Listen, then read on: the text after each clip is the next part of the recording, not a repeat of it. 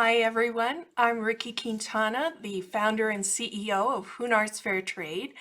I want to welcome you to our HoonArts Live today. We're live streaming on Facebook as well as Zoom.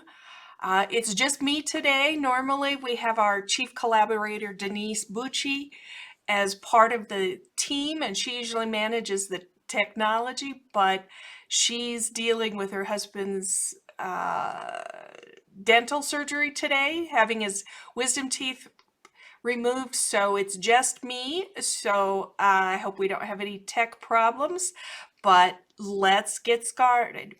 As we were trying to figure out what we wanted to do this summer for culture and stories, and sharing that on HoonArts Live, something that came up, of course, was the Olympics and sports and the desire that everybody has to get outside during the summer months, this year more than ever because of the pandemic. So we decided to go back in time a little bit and give you a taste of the World Nomad Games held in Kyrgyzstan. Of course, we don't actually have videos of the games themselves. And you may be asking yourselves, so what does this have to do with fashion and crafts and handmade scarves? I hope by the end of our little broadcast here, you'll have a better understanding of why the Nomad Games really illustrate the culture and artistry of Kyrgyzstan. I've put together a little PowerPoint, so I'm going to shift that now and get started. We're going to play from the beginning. As you can see here, there's a field full of yurts. These photos are from the World Nomad Games held in Kyrgyzstan. I'm pretty sure it was 2016. I was trying to check that right before we went live, and I couldn't find the data on the images themselves.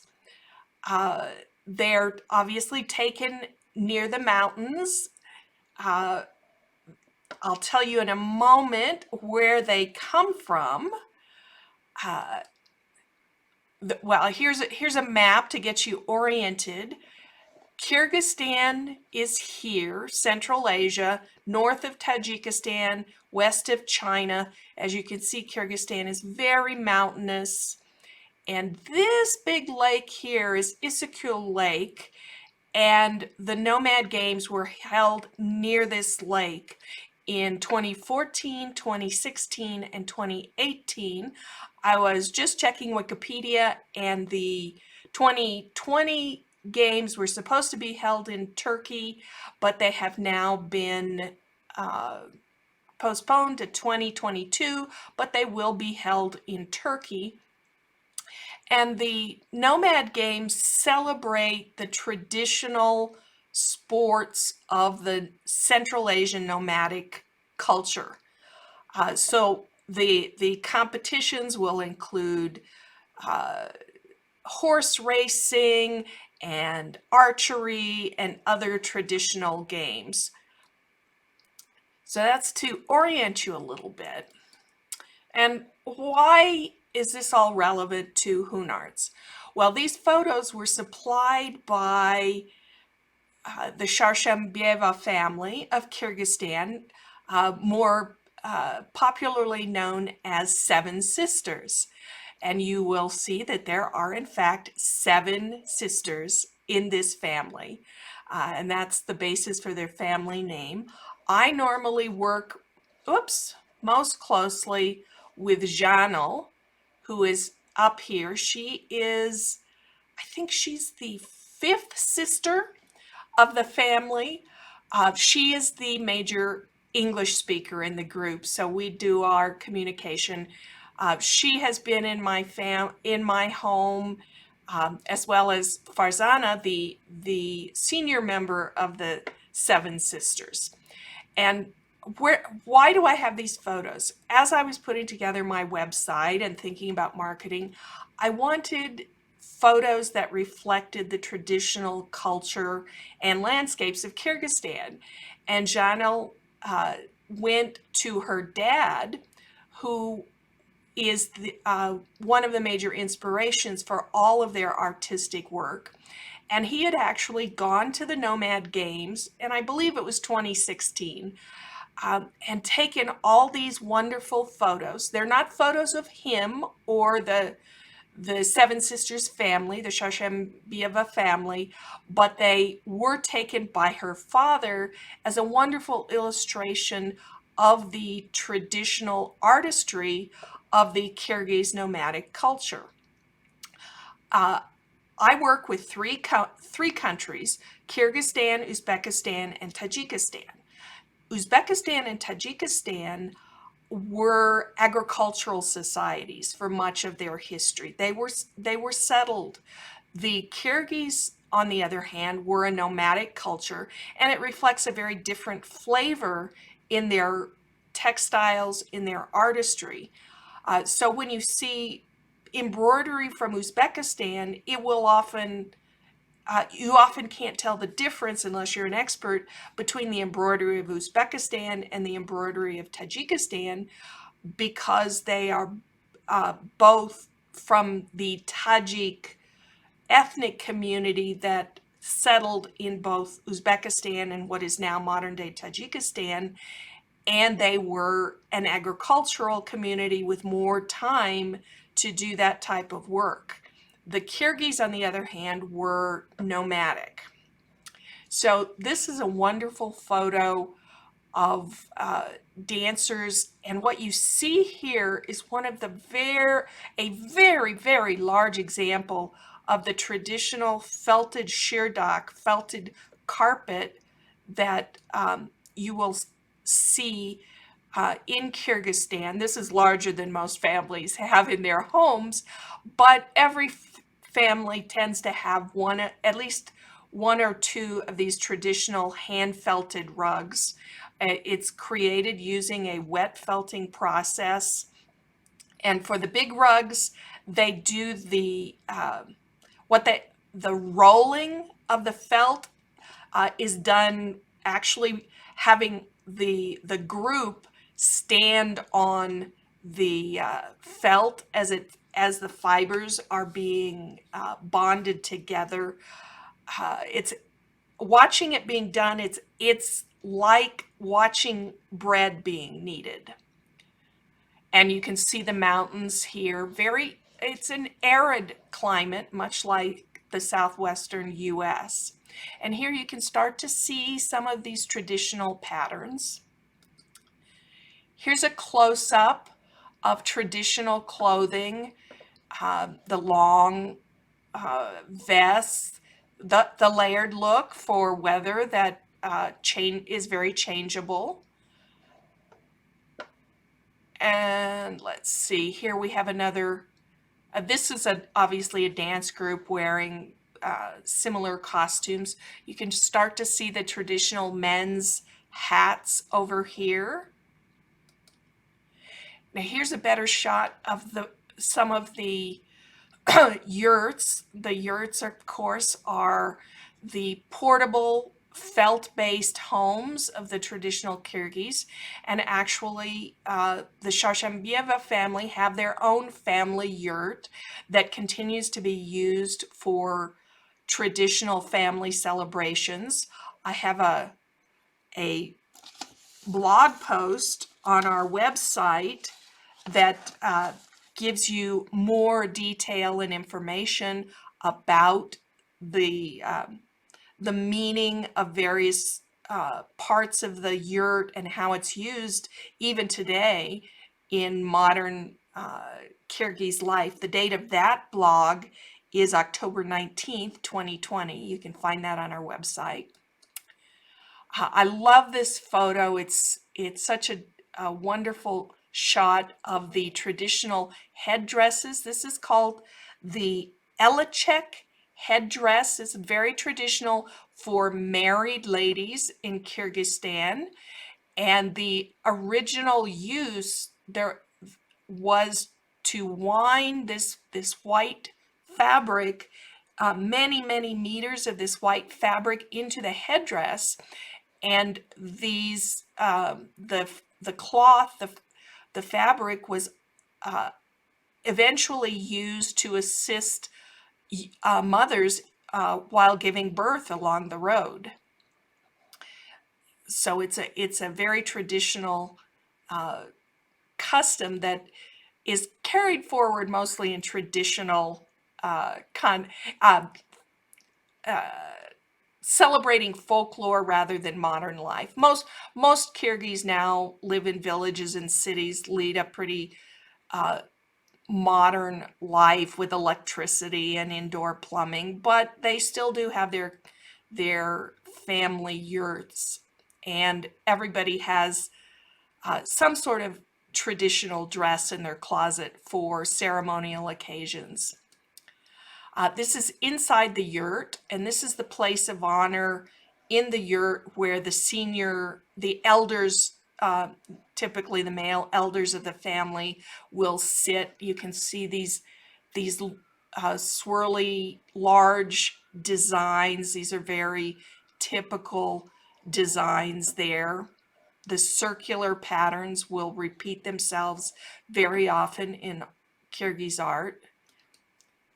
This is a yurt about to be covered with the felt. You can see it's a frame. This frame closes up and can be transported. Today it's mostly by pickup, but in the old days it was transported by horse or other beasts of burden along the nomadic trails. Incidentally, the nomadic trails were, I read an article recently in Science magazine that scientists have now determined that the early nomadic trails of the Kyrgyz nomads through those mountains formed the original routes of the Great Silk Road. This is a wonderful example. You can see people, you can see here's someone on horseback. That might be a snake, I'm not sure. You can see up here, here's a camel. Here's a bighorn sheep. The nomadic Kyrgyz are very close to nature, so you will see a lot of these very stylistic patterns appearing in their artwork. I love this photo too. This is, I believe, an eagle. I'm not an ornithologist, so don't shoot me if it's not an eagle, but falconry in general, hunting with trained birds, is a very traditional sport in Kyrgyzstan, and it's one of the Nomad Games competitions. And there's it's a very well recognized sport in Kyrgyzstan. A few years back, there was a wonderful documentary about a young girl who was trained by her father in the art of falconry and actually reached the master status, which I thought was a wonderful testament to how culture evolves. Remember this eagle, you'll see it later. Here's another shot of a yurt. That you can see this area here. There's always an opening at the center for smoke and air to get in and out. And you can see these are geometric patterns that are repeated, and you'll see some of those in traditional arts. And here are these more, I call them swirly patterns with more curves to them. This pattern here, you'll see a little bit later in some jewelry. That people gather in front of the yurts. This one is very dramatic. Most of them tend to be black and white, brown and white, natural colors. This one has the red. Inside the yurt, this is some traditional Kyrgyz embroidery, which repeats the circular patterns. It has more floral decoration. You may not know it, but tulips originated in Central Asia and traveled to Western Europe and Holland via the Silk Road.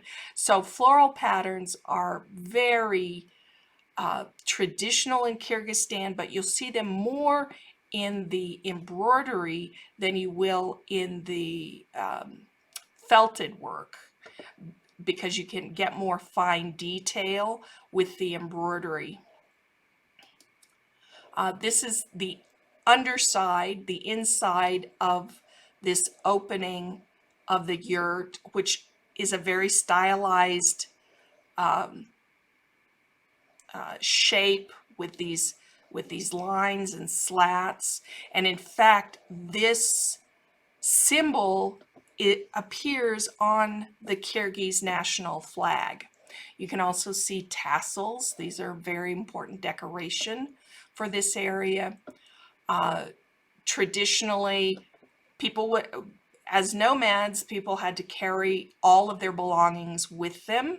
So they would have their ceremonial garb, their everyday garb, and they would simply hang it up inside. Over here you see the saddle, the great horseman, and you can see the silver decorations. Those decorated saddles became very important. And the Seven Sisters' dad was a famed saddle maker and silversmith in the former Soviet Union. You may or may not remember that during the Reykjavik summit involving Gorbachev and Reagan, Gorbachev presented Reagan with a special gift of a beautiful embellished saddle, and Janel's dad was actually the maker of that saddle. Apparently the entire family went to work to get it done on time, but he was considered the premier saddle maker during Soviet times. Here's one of the felt hats for men. More clothing, and you can see the traditional furs naturally have prominence for a mountain region. This is a great collection of both embroidery, and the embroidery is often crafted this way, so it's not the entire, unlike the Suzani embroidery that you will see in Uzbekistan or Tajikistan, where it's the full tapestry is covered with embroidery. This is very typical to have panels of embroidery on a different background fabric. These are other embroidery examples. You can see more, again, more focus on the border areas.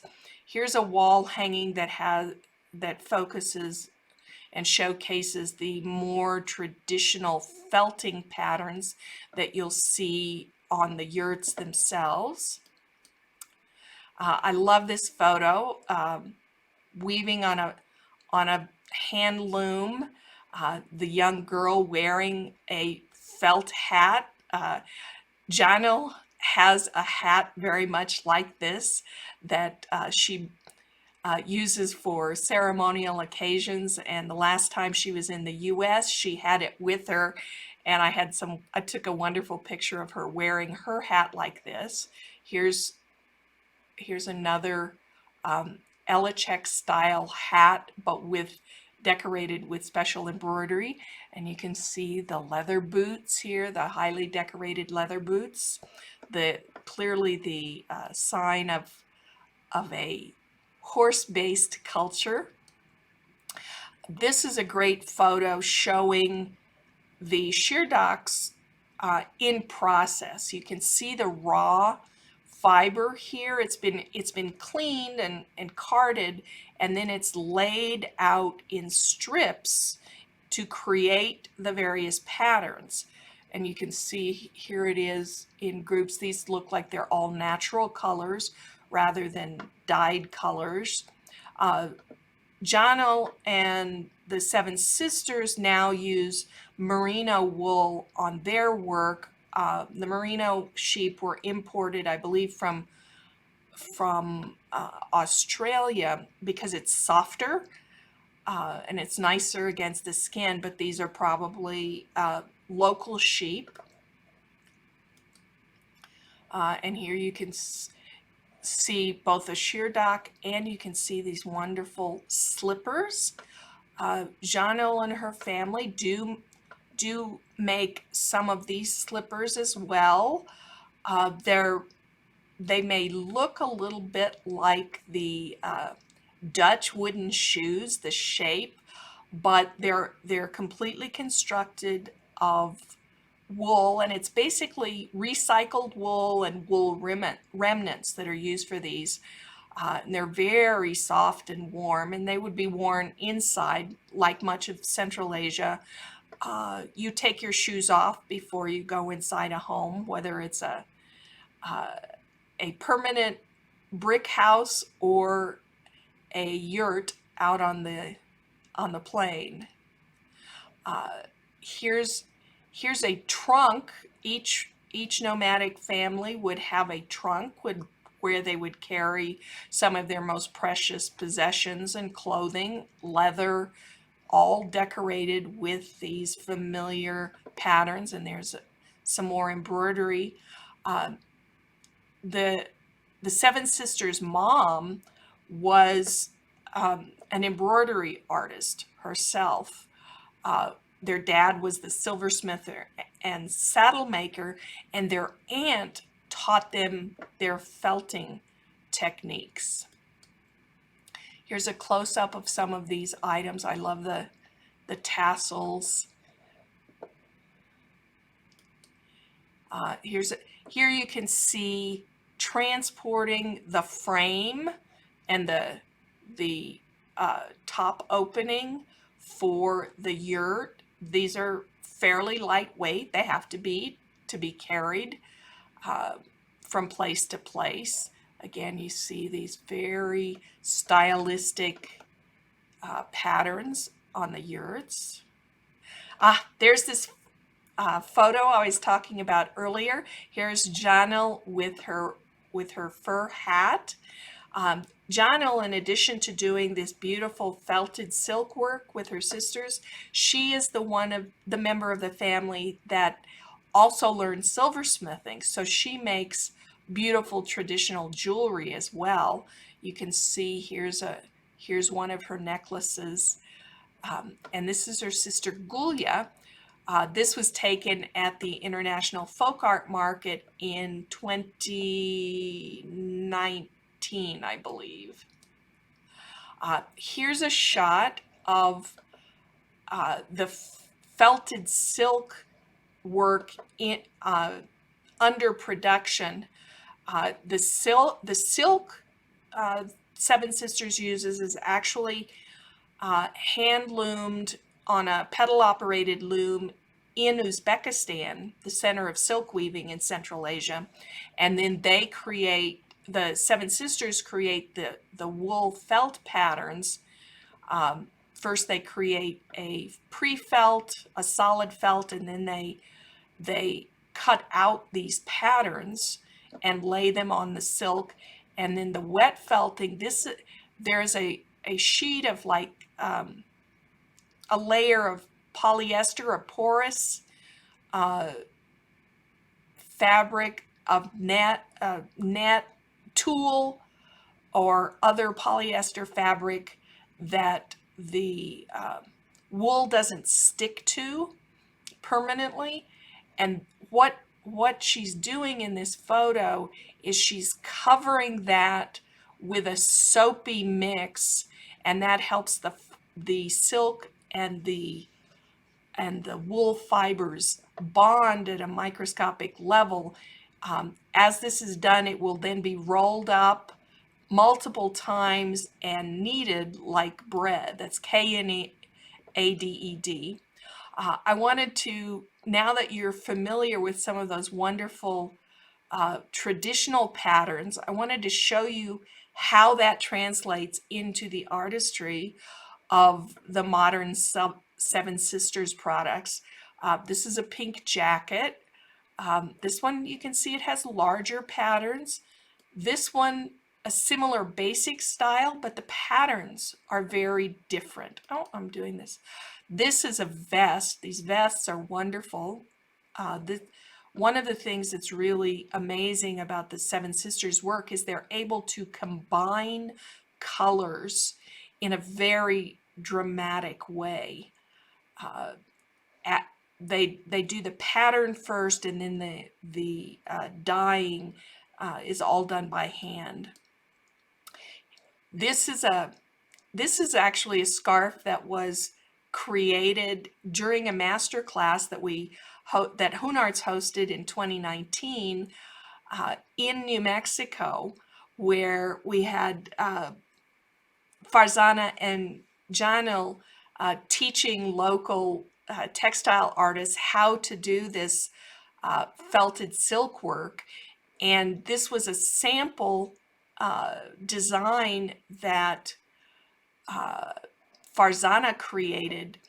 Oh, let me go back. And you'll notice the spiral.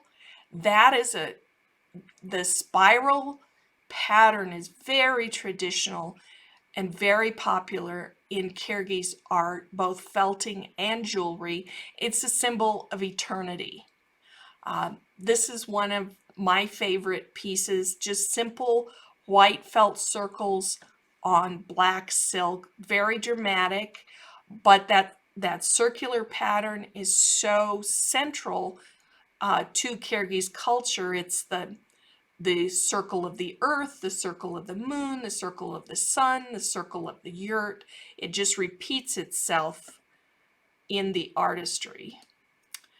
Here's another felted silk scarf, but with more traditional patterns that you might see on yurts or on shirdaks. And you'll notice that the wool is a different color of the background silk. On a item like this, where it's the same color or roughly the same color, it's laid out in its natural color and then dyed after the felting work is done to combine the felt with the silk. But the silk absorbs the dye in a differently than the wool, so you still get that contrast. Here's another one. This is a double-sided scarf with very traditional patterns, but you can see up here, this is the gray side and this is the blue side. So it's a reversible shawl. Here's some more dramatic patterns in a longer jacket. Traditional clothing tends to be longer in Central Asia to cover the backside. You'll often see long dresses, tunics, jackets over slacks.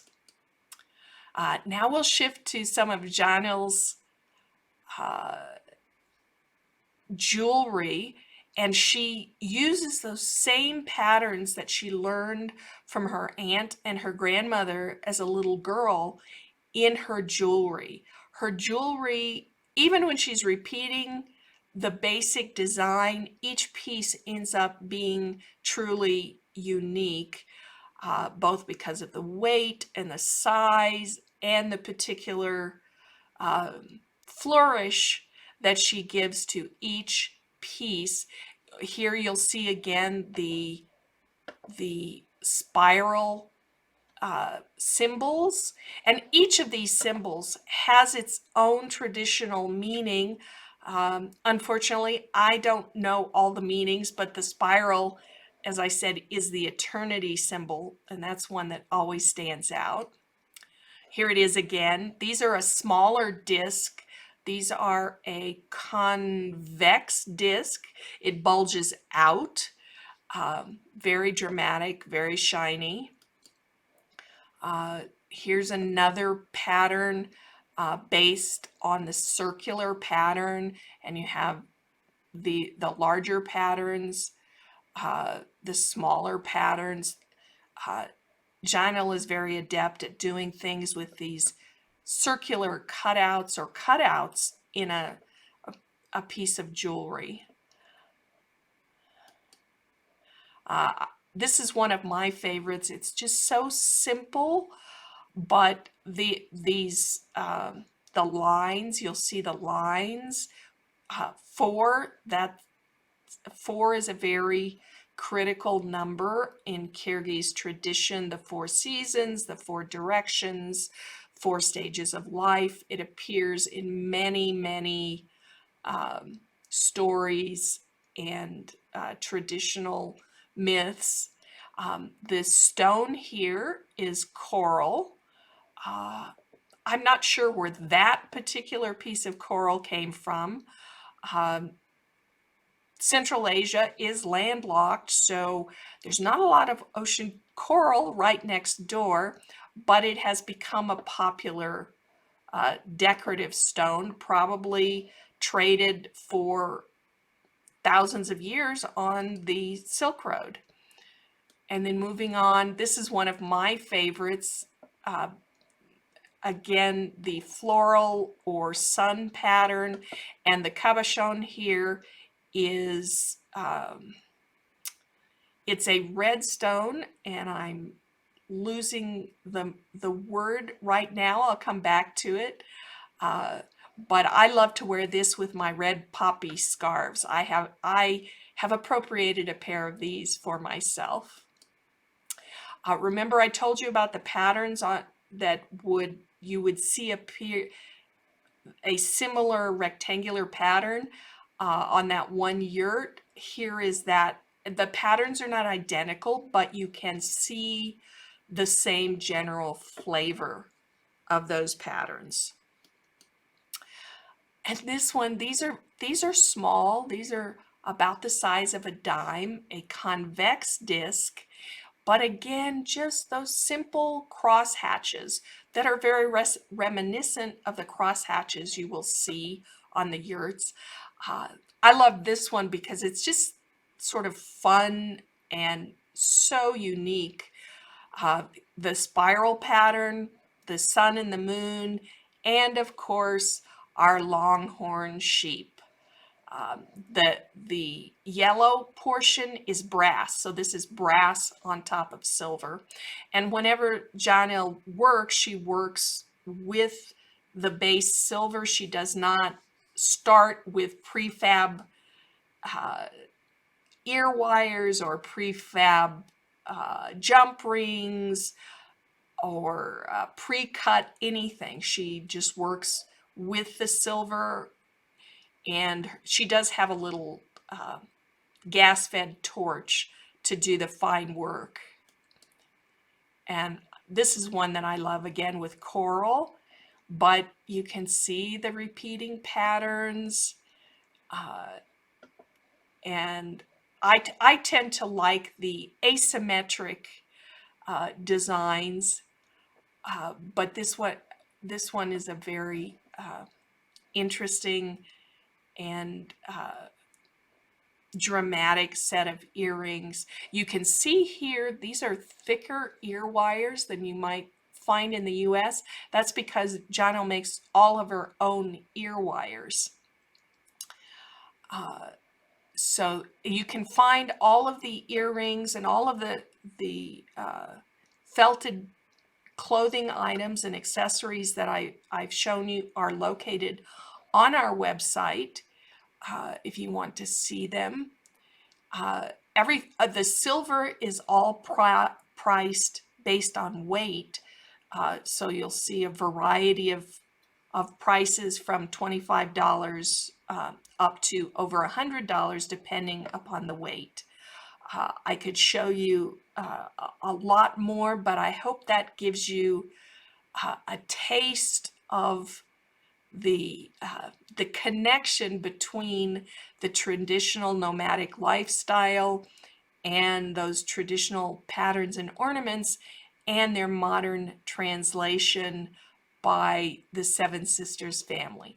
Thank you for joining us, and that will be the end of our show today. Again, I'm Ricky Quintana, the founder and CEO of HoonArts Fair Trade. Thank you for joining us.